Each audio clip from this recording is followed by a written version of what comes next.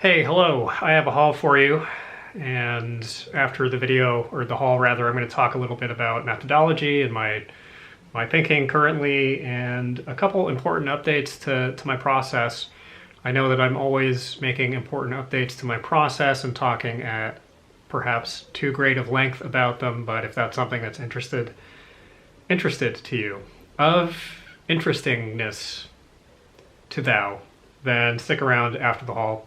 And maybe I'll put a timestamp in the description, no promises. All right, so I went to 2 different Goodwills today, and I am sticking to my guns in terms of high ASP sourcing. I am looking for stuff that is worth more money than I'm used to listing stuff at, higher end stuff, and moving around, moving my feet more, not just sticking in one thrift store for the entire day, but bouncing around and finding the really, really good stuff. And then if I find stuff that I know is highly in demand, that I will price at a lower point, then I'll still pick that up as I find it incidentally, but that's not my focus at the moment. So, a couple non-clothing items first. This is 2 pieces of enameled cast iron cookware from Le Creuset. I'm not 100% on that pronunciation. It is I believe, French brand of cookware that is very expensive. I may end up keeping these depending on how they perform. I really like cooking with cast iron, especially enameled cast iron, and I'm guessing I'll probably end up keeping this one and selling this one. Both of these, if I flip them locally, I'm pretty confident I could get at least 40 for each. And one was 6, one was 8. Also got this for $3. It was nice and full of dust, and I put all of the clothing in there, so you'll see some of the dust on this stuff. I spent in total about $100 today. This is a women's J. Crew lamb's wool crew neck pullover sweater with some nice dust on display here. I've gone ahead and just distributed some dust evenly over the front. It's not a big deal.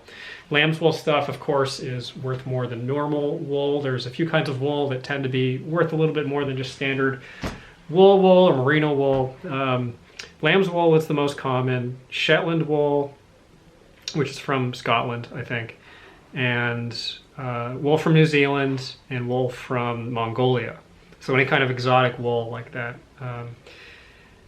will be typically worth a little bit more. Lamb's wool is usually what you will find on offer from manufacturers like J. Crew or The Gap, or lower end fast fashion type stores. Always check. This is, I think, the find of the day. Got this at a packed as hell Goodwill late on a Sunday afternoon. It's from Miss Me. I don't know how nobody picked this up before I got to it. It is so conspicuously valuable and nice. So it is a Miss Me canvas jacket, and you've probably already noticed what is so special about it. Here's that spangly fleur-de-lis logo. Look at this. This is rabbit fur. This is real rabbit fur, and it is fully lined with black rabbit fur. No flaws with it. Really soft. I tie flies. I'm a fly fisherman. This is fly tying grade rabbit fur. Not that I don't know. That means nothing. It's not like fly tying stuff is nicer than. Forget I said anything. I just had to gloat about the fact that I tie flies on YouTube. So the sleeves are not lined, but it has this buttonable lining. And on the collar too. I got it for $10. I don't know how much it's worth. At least 100. There's no chance I'm pricing this less than 100. It's just so good. It's got lined cuffs here. Find of the week, honestly.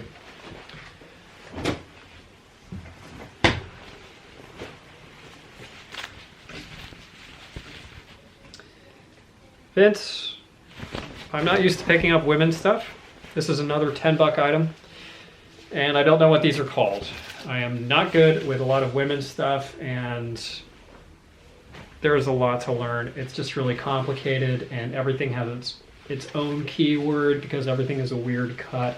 I don't know what these are called, the flippity floppity flappity jackets. I don't think that's the real name for them. So if you know, please comment.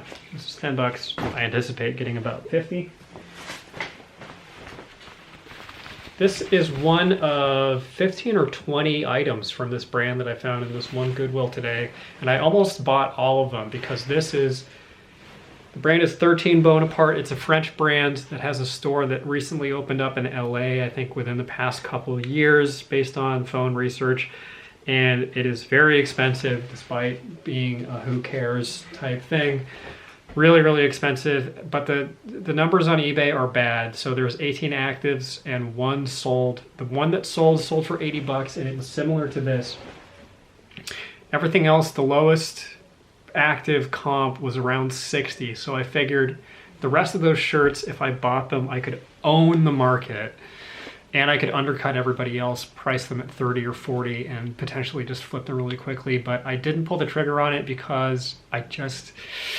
it was a lot of money. They were each $7 or $8, and it just is maybe a little bit too much of a leap. I'm going to list this and see how it does, and maybe go back and hoover up the remainder because I don't anticipate them all selling unless somebody knows 13 Bonaparte, which who does? No one does. But their Instagram had 16,000 followers on it, so I'm already second guessing my decision to not pick up the rest of this stuff because it could have been worth doing, but who knows. Would have been a lot of money. I've done that before. The big baller, buy in bulk one brand, but it was Frank and Eileen, which is a brand that has a lot more of a track record. The numbers were more like 1,300 actives, 500 sold. No, I think it was reversed. It was not 100% sell through, but it was good, and there was reason to believe that there was a big market for it. Okay, anyway. So this is from Banana Republic. Sorry, the lighting is a little bit severe still. Banana Republic. This is 100% Angora, which is a kind of rabbit fur, knit rabbit fur yarn. Yeah, that made sense. So just a basic pullover. This cost $7. I don't know what the numbers on this are, but probably at least 30. Here's some more dust that I've placed on these jeans. This is a pair of Levi's 511s. These skinny men's jeans that are colored tend to be worth money. I may have actually picked this up if it was priced even a little bit higher, but they mispriced it. They put the wrong tag on. They priced it at $2 as a linen, which they honored. I don't think they noticed it. Not that I'm trying to rip off Goodwill, since they do so much good work. But got it for $2. Okay, this is a good find. I've only seen the Brooks & Dunn shirts a couple of times. I don't remember how much traction that brand gets, but this kind of shirt is always worth picking up. These big graphic Southwestern cowboy shirts, this is a pearl snap.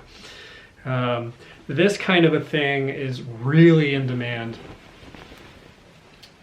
And it was $7. Another one I really am shocked was still on the rack when I got there. Don't know how much I'll get for that, probably 40.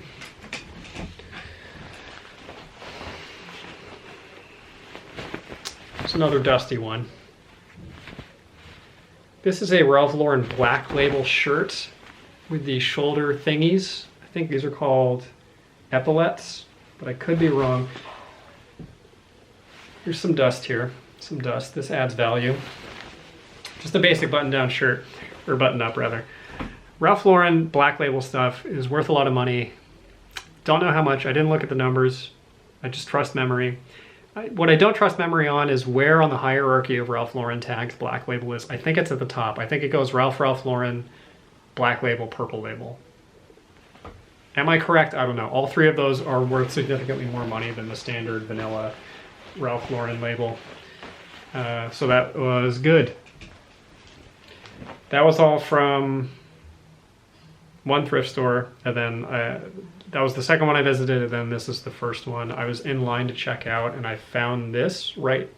The line extends down parallel to a line of a rack of women's jackets, and this was in there with it. This is a textured Everlane men's pocket tee. Got it for $2 because it was half off. I have other Everlane t-shirts up that haven't flipped yet, but I'm taking that as an article of faith, as a recommendation from another reseller channel that I trust, Thrift Fever. So this is the vanilla Ralph Lauren tag in question. This is a linen silk blend, which I'm not used to finding. I found it a couple times before, but never in a color this good. This borderline is Madras plaid, but I don't think it's a proper Madras plaid. I might still use that keyword. And I don't know how much exactly this will sell for, probably 35, got it for 8. You might be thinking these numbers are not terribly exorbitant, a lot of the, you know, $30, $35, $40 numbers that I'm saying, but my business model has been historically selling most of my stuff between 20 and 30 bucks and buying it for 7, just attempting to double my money after fees, shipping, etc. And I'm moving away from that. I'll talk more about that after the haul, as I forewarned. Here is a suit. This is a 2-piece suit. No flaws. It's from Hugo Boss. It's a 46R, just basic, Super 120s wool. Recent Hugo Boss suit. Got it for 15. I anticipate selling this for around 100. These are not big baller items, but it will sell. You really don't find complete suits that are nice for the most part, or at least I don't. And they are a pain to list. Okay, that was it. So what do I have to talk about here?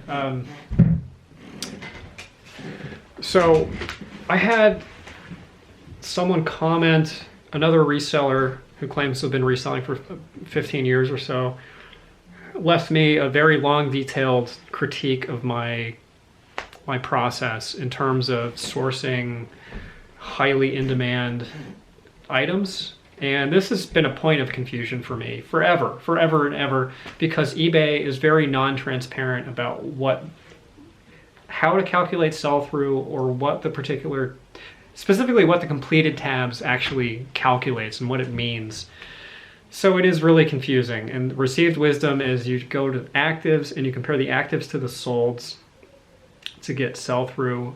But I was thinking it was potentially more accurate to look at completed listings versus sold listings, because those both exist within the same window of time, 90 days. So my thinking was possibly, and I never really fully committed to this because I was still unclear on it, and now, according to this person, it's completely wrong.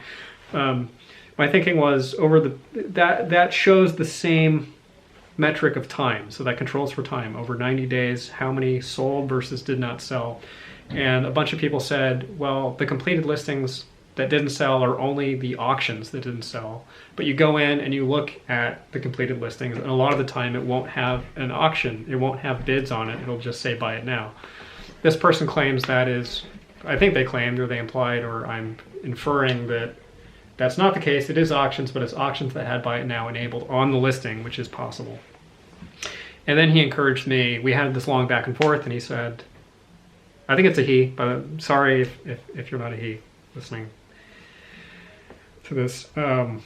Suggested that they go in and look at old listings and do searches and see if my unsold listings that were older than 90 days indeed appeared in the completed and unsold tabs, and they don't. They only show up in actives, and that convinced me. So what he said is the more proper way to calculate sell-through is you look at the actives, you look at the solds, and then you add the sold number on top of the active number, and that gives you a proper ratio of the actual sell-through. So it's not actives versus solds.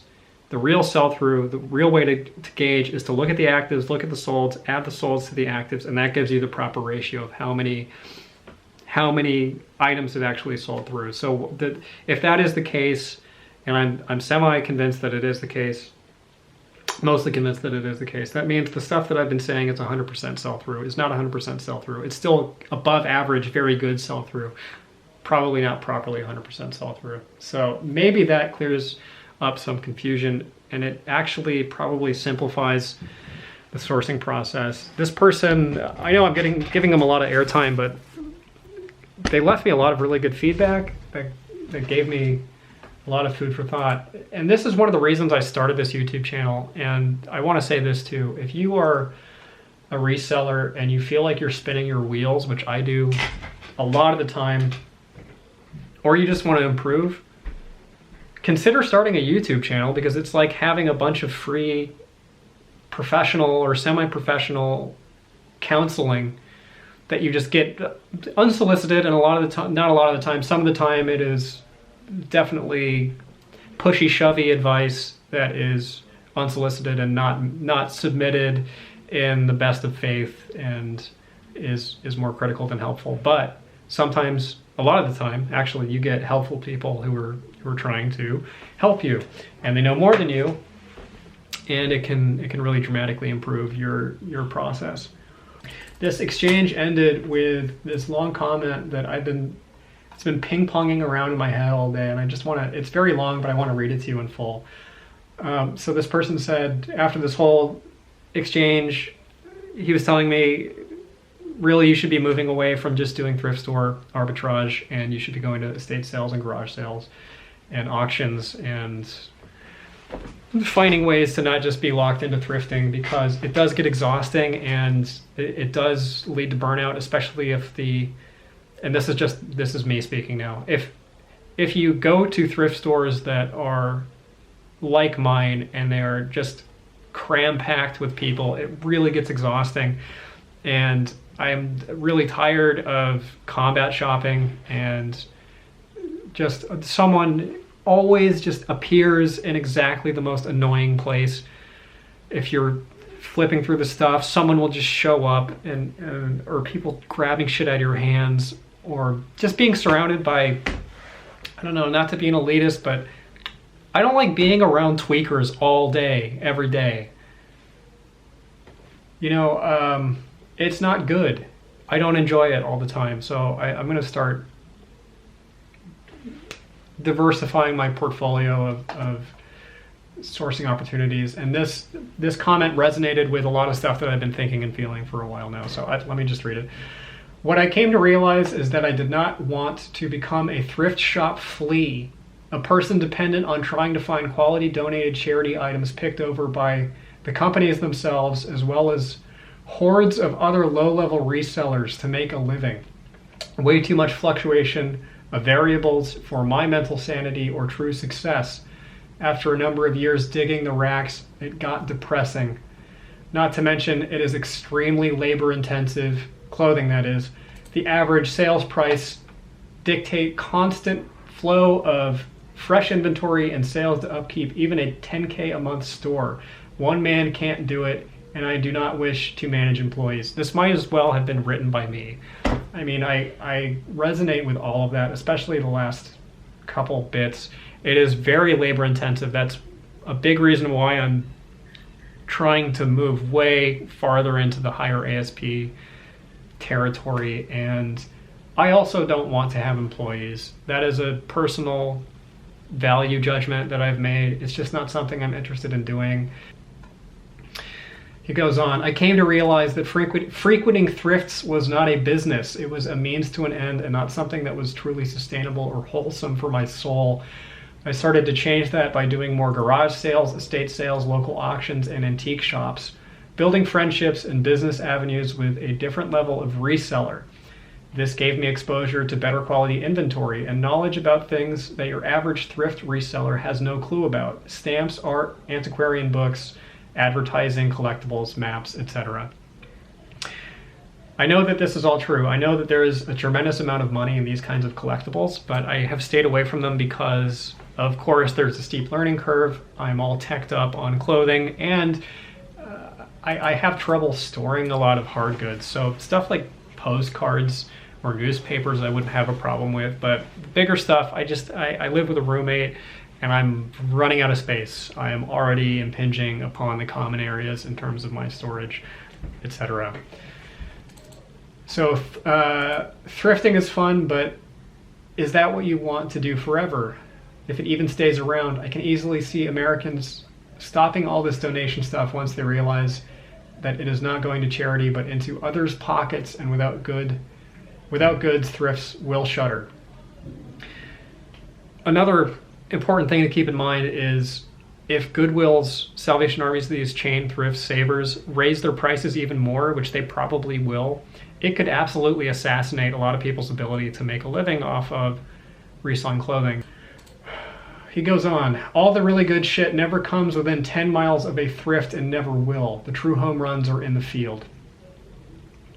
Don't get me wrong, I still hit the racks, but these days it is because I enjoy it rather than needing it. That said, use your clothing resources to finance your greater plan to eclipse that game and fly over the crumb bums to a brighter future. It was just really funny. That made me laugh. So I don't want to be a crumb bum. And I don't know if I fully agree with you can't find home runs within 10 miles of a thrift store, because I do a lot all the time. That might be a consequence of living in California. It's always been the case that I can find really excellent high-end stuff, at least from time to time. But that last bit really punched me in the gut in a good way. And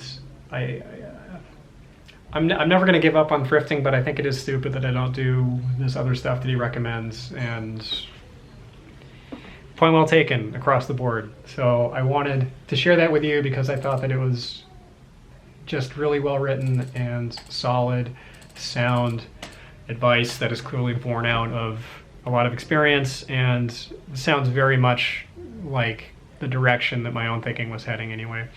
So that's kind of where my head is at. My eBay sales have continued to be a little bit depressed, and that's another reason why I'm maybe wanting to branch out a little bit more. Is clothing is just stupidly fragile as a category. It seems like if you tracked out all of the months where reselling, it's just common knowledge that clothing selling will be down. I feel like it's more months out of the year than not. You have the summer slowdown. You have right now, which is post tax time. Everybody's saying sales are down because of tax time. You have the holidays when used clothing tanks, etc. So it's like half of the year. It feels like half the year. Clothing sales are just cut off at the knees, and I really I need to find a way to diversify my sourcing, and I need to find a way to diversify the kind of inventory that I buy.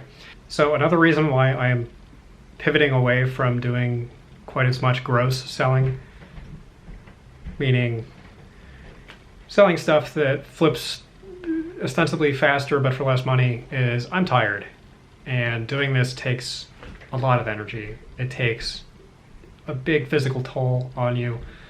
And literally at the end of the day, I think it just makes more sense to source and list stuff that you're going to get a bigger return on, even though less of it is going to sell. Because you're working with a finite resource in terms of your own energy. I mean, I am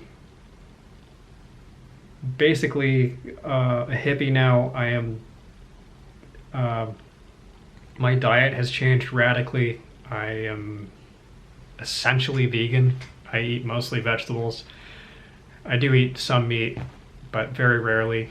I don't drink. I haven't drank since I released that video however many months ago about I'm not going to drink anymore. I've drank. I like drink on dates. Other than that, don't drink caffeine. Haven't actually touched any. That's again not true. I drink coffee on long drives because it's a safety thing. Other than that, I don't drink caffeine. I don't look at my computer or my phone after 10 p.m. My sleep has increased in quality, etc. All these things. There's some other stuff as well. It's still exhausting.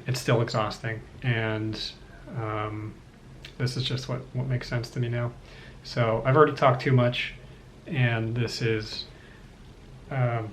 going on the second hour of this video. So I'll stop it here, but consider starting a YouTube channel, considering upping your ASP, or watching me as a canary in the coal mine and seeing how it does, and change up the way that you look at sell-through rate. Maybe. I'm still tinkering around with it. And Godspeed. Thanks for watching.